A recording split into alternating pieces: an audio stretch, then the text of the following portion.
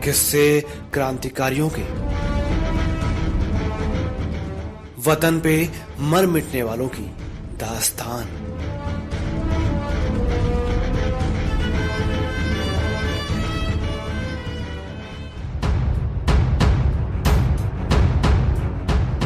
साथियों नमस्कार। सहकार रेडियो के लिए पटना बिहार से मैं अमिताभ कुमार दास। साथियों, हर शुक्रवार यानी जुम्मे के जुम्मे मैं आपको किसी इनकलाबी शख्सियत की दास्तान सुनाता हूँ, जिनके पद चिन्हों पर नक्शे कदम पर आप चल सकें। आज जिस क्रांतिकारी की कहानी मैं सुनाने जा रहा हूँ, उन्हें आजाद हिंदुस्तान में भुला सा दिया गया है, लेकिन उनको जानना बहुत जरूरी है। इस महान क्रांतिकारी का नाम है विजय सिंह पथिक। विजय सिंह पथिक का जन्म सन 1882 में 1882 में उत्तर प्रदेश के बुलंदशहर जिले में हुआ था। उनका असली नाम था भूप सिंह गुर्जर। भूप सिंह गुर्जर के दादा थे इंद्र सिंह, जो मालगढ़ रियासत के दीवान हुआ करते थे। 1857 के विद्रोह में इंद्र सिंह अंग्रेजों से लोहा लेते हुए शहीद हो गए। भूप सिंह गुर्जर के पिता हमीर सिंह ने भी 1857 के विद्रोह में हिस्सा लिया था। भूप सिंह गुर्जर ने अपने दादा की शहादत के किस्से बचपन से ही सुने थे और इन किस्सों ने उन पर बहुत प्रभाव डाला और धीरे धीरे उनमें क्रांतिकारी भावनाएं पनपने लगी। प्रारंभिक शिक्षा खत्म करने के बाद भूप सिंह गुर्जर अपनी बड़ी बहन के पास इंदौर चले आए। इंदौर में उनकी मुलाकात सचिंद्र नाथ सान्याल से हुई। सचिंद्र नाथ सान्याल एक बहुत बड़े क्रांतिकारी थे और उनकी पुस्तक बंदी जीवन क्रांतिकारियों में बहुत लोकप्रिय थी। सचिंद्र नाथ सान्याल ने ही भूप सिंह गुर्जर की मुलाकात महान क्रांतिकारी रास बिहारी बोस से करवाई। रास बिहारी बोस और उनके साथियों ने यह तय किया था कि 21 फरवरी सन 1915 को पूरे हिंदुस्तान में अंग्रेजों के खिलाफ एक साथ क्रांति की जाएगी। इस क्रांति का नाम गदर रखा गया था। इस क्रांति को राजस्थान में संचालित करने का जिम्मा भूप सिंह गुर्जर को दिया गया। भूप सिंह गुर्जर ने इस आंदोलन को संचालित करने के लिए सैकड़ों युवाओं की एक फौज भी तैयार कर ली और काफी हथियार भी इकट्ठा कर लिए। तब तक भूप सिंह गुर्जर का नाम लाहौर षड्यंत्र कांड में आ चुका था और अंग्रेजों की पुलिस उनके पीछे हाथ धोकर पड़ गई थी। अंग्रेजों को चकमा देने के लिए भूप सिंह गुर्जर ने अपना नाम बदलकर विजय सिंह पथिक रख लिया और इस नाम से ही वे जिंदगी भर जाने गए। विजय सिंह पथिक को अजमेर के कमिश्नर ने घेराबंदी करके गिरफ्तार कर लिया और उन्हें राजस्थान के एक किले में बंद कर दिया। लेकिन कुछ दिनों बाद विजय सिंह पथिक उस किले से फरार हो गए। उन्होंने मेवाड़ियों की वेशभूषा बना ली और वे चित्तौड़गढ़ आकर रहने लगे।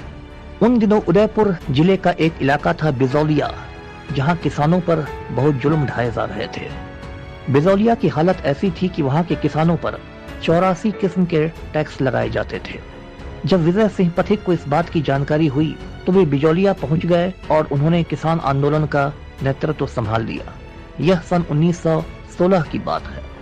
1917 में ही रूस में बोल्शेविक क्रांति हो गई और उस क्रांति के बाद बिजौलिया के किसानों का मनोबल और ऊंचा हो गया। अंग्रेज भी घबरा गए क्योंकि उन्हें बिजौलिया किसान आंदोलन में बोल्शेविक क्रांति की छाया दिखाई देने लगी। उन दिनों गणेश शंकर विद्यार्थी कानपुर से प्रताप नाम का अखबार निकालते थे। इस अखबार ने बिजौलिया किसान आंदोलन पर अनेक आलेख छापे और इस किसान आंदोलन को पूरा हिंदुस्तान जान गया। महात्मा गांधी बिजौलिया किसान आंदोलन से इतने प्रभावित हुए कि उन्होंने अपने सचिव महादेव देसाई को बिजौलिया जाकर इस आंदोलन का अध्ययन करने को कहा। लोकमान्य तिलक ने मेवाड़ के महाराणा को पत्र लिखकर बिजौलिया के किसानों को इंसाफ दिलाने का अनुरोध किया। 1919 में विजय सिंह पथिक ने वर्धा आकर महात्मा गांधी से मुलाकात की। महात्मा गांधी की सलाह पर उन्होंने वर्धा से ही एक अखबार निकालना शुरू किया, जिसका नाम था राजस्थान केसरी। इस अखबार का खर्च जमुना लाल बजाज उठाते थे, लेकिन कुछ दिनों बाद विजय सिंह पथिक और जमुना लाल बजाज में कुछ मतभेद हो गए और राजस्थान केसरी का प्रकाशन बंद हो गया। 1920 में विजय सिंह पथिक अजमेर आ गए और उन्होंने राजस्थान सेवा संघ की स्थापना की। वे एक नया अखबार निकालने लगे जिसका नाम था नवीन राजस्थान। नवीन राजस्थान में विजय सिंह पथिक ने अंग्रेजों पर ऐसे ऐसे हमले किए कि अंग्रेज हुकूमत बौखला गई और इस अखबार पर प्रतिबंध लगा दिया गया। विजय सिंह पथिक ने हिम्मत नहीं हारी। उन्होंने तरुण राजस्थान के नाम से एक दूसरा अखबार निकालना शुरू कर दिया।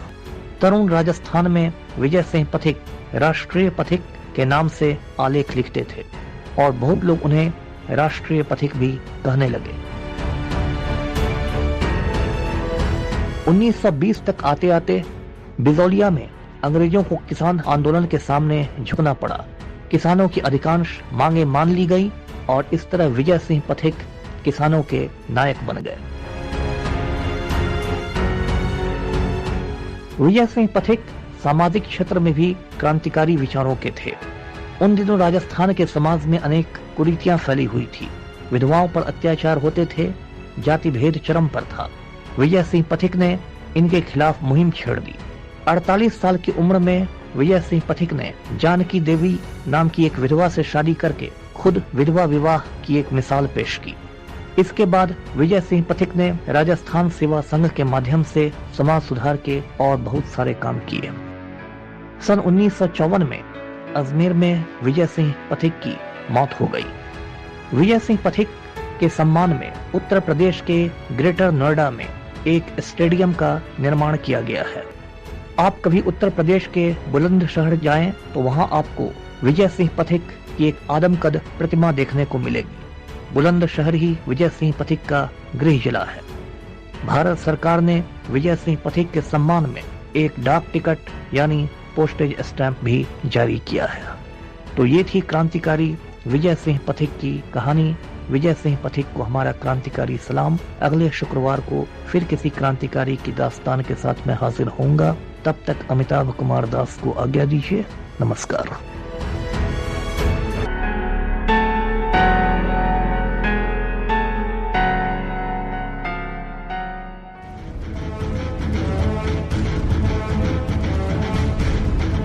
किस्से क्रांतिकारियों के, वतन पे मर मिटने वालों की दास्तान।